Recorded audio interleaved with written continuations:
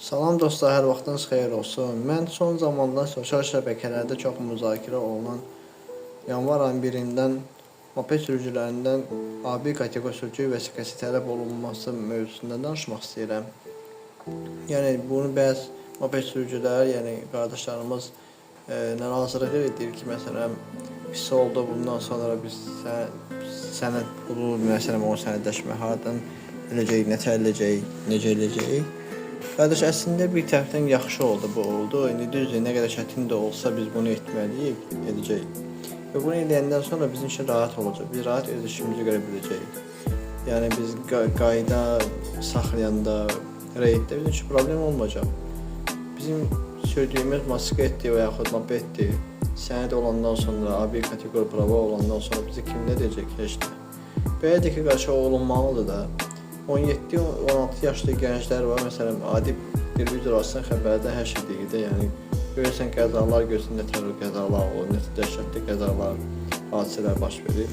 Həm maşın sürücüləri də bədbəxtdir, həm motosiklet sürən özünü bədbəxt edir. Hər iki tərəfdə yəni problemlər yaranır, kimdənsə ağır yaralanır. Ya onlara xuliqanlıq edənlər var, məsələn, onlar qəza şəraiti hər kəsin yəni başına gələn bir işdir, onu qoyduq kənara. Amma xuliqanlıq edib, məsələn, qaydan qaçanlar, qırmızı işıq keçənlər, sıx olan maşın aralarına girənlər, problem yaradan adamlar, məsələn, əksəriyyəti bəziləri 17-16 yaşlı uşaqlardır, yəni ki, yeniyetmə uşaqlardır. Ona görə qardaş, belə olanda dövlət nə etməlidir? Qərar çıxardı ki, sənədləşmə olsun. Sənədləşmə olanda da yaxşıdır. Bizim üçün də problem olmayacaq. Yəni 17-16 yaşlı uşağa girib AB kateqoriya prava verən deyil ki, 18 yaşdan yuxarıda qanun çıxardır. Yəni qanun bu gündə 17 yaşlı uşağa prava verirsə, onda nəyə xeyir oldu, heç nəyə. Bu cəhddən yaxşıdır. Həm bu cəhdə, həm də ki, biz öz işimizə, öz evimizə sərbəst gedib gəlmək üçün, qardaş, pravasını çıxardandan sonra qayda reyd oldu, qayda saxladı, çıxardı və sənədi təyinimi çıxıb gedib gələcəyik.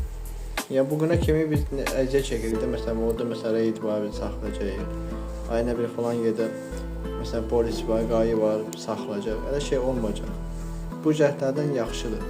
Ona görə yəni narazılıq demək lazım deyil. Yəni bir imkan edib, bunu çıxardıb, sənədləşmə edib, pravasını çıxardıb, kimisi motosikleti ayağında deyilsə, məsələn, ayağına salıb, texpasportun nömrəsini yapışdırıb, sərbəst öz işini görə bilər. Həmçinin dostlar, bu səhifəni də mən təzə açmışam. Mən xahiş edirəm ki, səhifəyə dəstək olun, abunə olun.